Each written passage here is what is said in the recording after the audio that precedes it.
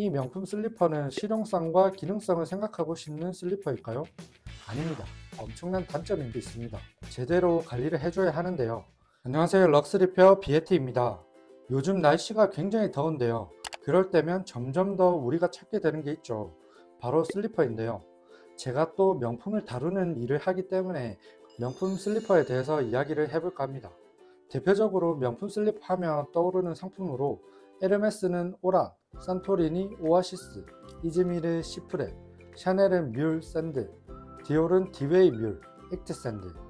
다른 브랜드도 많지만 대표적으로 이렇게 생각이 납니다. 이 명품 슬리퍼는 실용성과 기능성을 생각하고 신는 슬리퍼일까요? 아닙니다. 날씨가 아주 좋은 날, 데이트하거나 나를 꾸미고 싶을 때 신으셔야 하는 거죠. 명품 슬리퍼의 브랜드가 주는 가치, 예쁘고 고급지며 어떤 여름 코디에도 다 잘 어울리기 때문에 비싸지만 많이들 신게 되죠. 특히 명품 브랜드에서 홍창을 많이 사용하는데요. 홍창은 말 그대로 빨간색 가죽으로 만들어진 밑창이라는 의미입니다. 가볍고 통풍이 잘 되고 가죽이라 유연성과 탄성이 있으며 시각적으로도 고급스럽고 세련된 느낌을 주는데요. 하지만 이런 슬리퍼들도 엄청난 단점이 있습니다. 크게 세 가지의 단점이 있는데, 첫째, 마모. 홍창은 다른 밑창 재료보다 상대적으로 빠르게 마모됩니다. 둘째, 미끄러움. 홍창은 마찰력이 적어 미끄러운 바닥에서 쉽게 미끄러질 수 있습니다. 셋째, 관리. 오염이나 긁힘 등에 매우 취약하기 때문에 주기적으로 관리를 해줘야 합니다.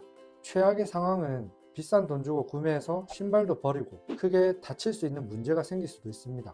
그래서 우리는 이런 문제를 해결하기 위해 제대로 관리를 해줘야 하는데요. 홍창으로 된 밑창, 다치지 않고 오래 쓰려면 어떻게 써야 하는지 4가지로 같이 알아보겠습니다.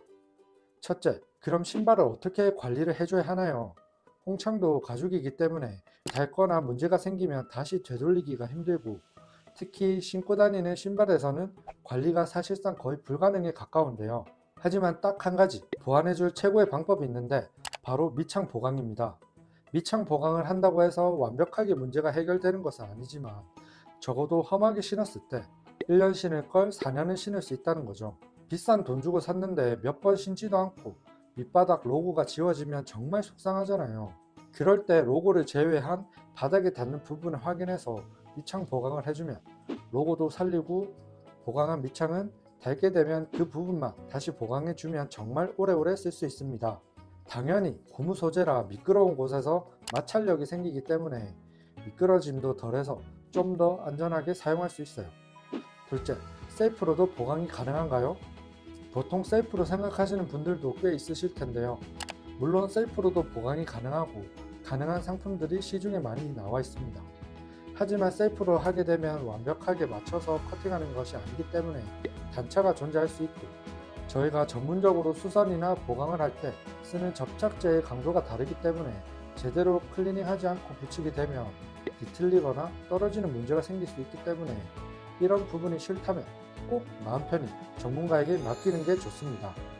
셋째, 밑창 보강 소재는 어떤 걸 사용하나요? 저희가 쓰는 소재는 대표적으로 비브람 소재를 가장 많이 쓰고 있는데요.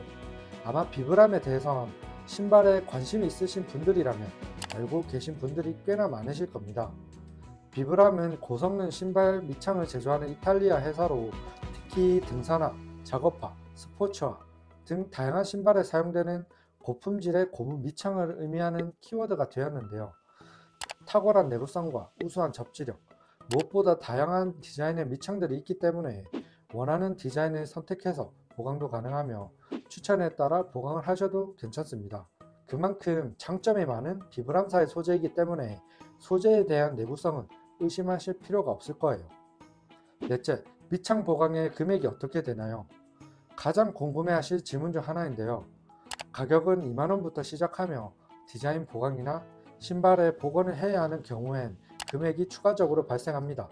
국내 최저가 잡으는 어렵지만 좋은 가격과 좋은 퀄리티로 보답드리고 있으니 믿고 저한테 맡겨주셔도 좋아요. 밑창 보강을 했을 때와 안 했을 때를 비교 드리기 위해 에르메스 산토리니 샌들로 테스트를 해봤는데요.